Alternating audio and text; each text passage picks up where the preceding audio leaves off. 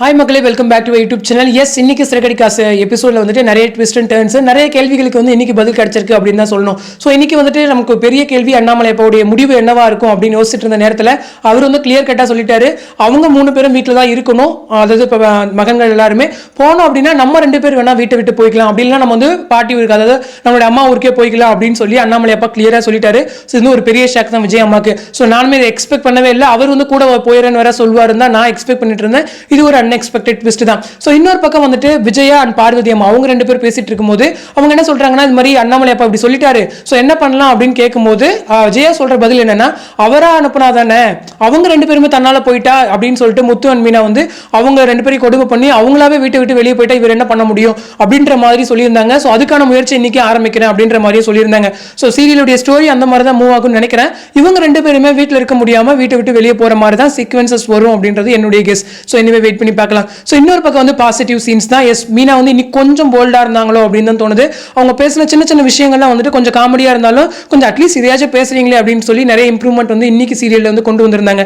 So இதெல்லாம் விட முக்கியமான விஷயம் என்ன அப்படின்னா, முத்துக்கு வந்துட்டு ரோஹிணி மேல சந்தேகம் வர ஆரம்பிச்சாச்சு. எஸ், அந்த அமௌண்ட் விஷயத்துல வந்துட்டு மீனா வந்து சொல்லும்போது ஏன் வந்து திடீர்னு அமௌண்ட் கொடுக்கணும், ஸோ அவங்கள பத்தி நமக்கு டவுட் இருக்கு, ஸோ வெயிட் பண்ணி பார்ப்போம் அப்படின்னு சொல்லி முத்துக்கு வந்து டவுட் வர ஆரம்பிச்சிருச்சு.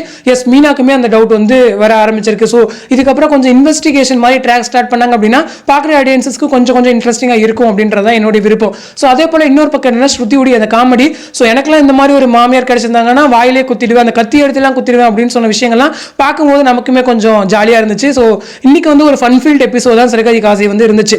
ஸோ இதெல்லாம் முத்து பார்த்துட்டு தான் இருந்தாரு. ஸோ இன்னும் அந்த ரோஹிணியோட கேரக்டர் வந்து இட்லி வேண்டாம், தோசை போட்டு கொடு, முட்டை பண்ணி கொடு இப்படிலாம் சொல்லும்போது கடைசி ஒரு ப்ரிவியூ காமிச்சிருந்தாங்க, அந்த முட்டையை வந்து கீழே போடுறது. ஸோ அந்த மாதிரி ஃபுட் வேஸ்ட் சீன்லாம் வந்து கொஞ்சம் அவாய்ட் பண்ணலாம், பட் சீனுக்கு தேவை அப்படிங்கிறதால கொண்டு வந்திருக்காங்கன்னு நினைக்கிறேன். ஸோ இந்த மாதிரி சீன்ஸ் கொஞ்சம் அவாய்ட் பண்ணாங்கன்னா நல்லா இருக்கும் அப்படிங்கிறது என்னுடைய பர்சனல் தனிப்பட்ட விருப்பமே கூட. நிறையவே நானுமே இன்ஸ்டாகிராம்ல நிறைய இதெல்லாம் பார்த்து இன்ஸ்டாகிராம் டிஎம்லாம் கூட பண்ணியிருந்தாங்க, ஃபுட் வேஸ்ட் சீன்ஸ்லாம் வைக்காதீங்க அப்படின்னு சொல்லிட்டு. நானுமே அதை பர்சனலாக அவாய்ட் பண்ணுங்கன்னு தான் மேக்ஸிமம் டேரக்டர்ஸ்க்கு சொல்றது. ஸோ அவாய்ட் பண்ணிட்டு அவங்க அதுக்கப்புறம் ஸ்டோரி அழகாக மூவ் பண்ணணும் அப்படிங்கிறத என்னுடைய விருப்பமே கூட. ஸோ ப்ரோமோவுமே வந்துட்டு தொடர்ந்து நம்பர் 1 ட்ரெண்டிங்லேயே இருக்கு. ஸோ மற்ற இன்னும் வந்து பாக்கியலட்சுமி ஆக கல்யாணம் சீரியல்ஸுடைய ப்ரோமோஸ்லாம் கூட ட்ரெண்டிங்ல இருந்துச்சு, அதில் இப்போ கொஞ்சம் பேக் போயாச்சு. சிறகடி காசை ப்ரோமோ மட்டுமே இப்போதைக்கு ட்ரெண்டிங்ல இருக்கு. ஸோ பார்க்கவே ரொம்ப சந்தோஷமா இருக்கு. 77K லைக்ஸ்லாம் கூட இருக்கு. ஸோ நம்ம யூடியூப்லையுமே கூட ப்ரோமோ இந்த டைம் வந்து நல்ல ஒரு ரீச்.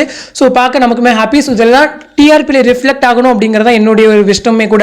ஸோ வெயிட் பண்ணி பார்ப்போம். சீரியலுடைய ஸ்டோரி இப்போ நல்லா போயிட்டு இருக்கு. ஸோ தொடர்ந்து மிஸ் பண்ணாமல் ஒவ்வொரு எபிசோடுமே பாருங்க, அப்போ உங்களுக்கு வந்து அந்த ஒரு இது கிடைக்கும். ஏன்னா ஒரு எபிசோட் மிஸ் பண்ணாலுமே உங்களுக்கு வந்து கண்டினியூட்டி வந்து மிஸ் ஆயிடும். ஸோ இந்த இன்னைக்கு எபிசோட் பற்றி உங்களோட கமெண்ட் செக்ஷன் சொல்லுங்க. அடுத்த ஒரு இன்ட்ரெஸ்டிங் வீடியோட நெக்ஸ்ட் வீடியோ மீட் பண்றேன். தேங்க்ஸ் ஃபார் வாட்சிங் அண்ட் பை.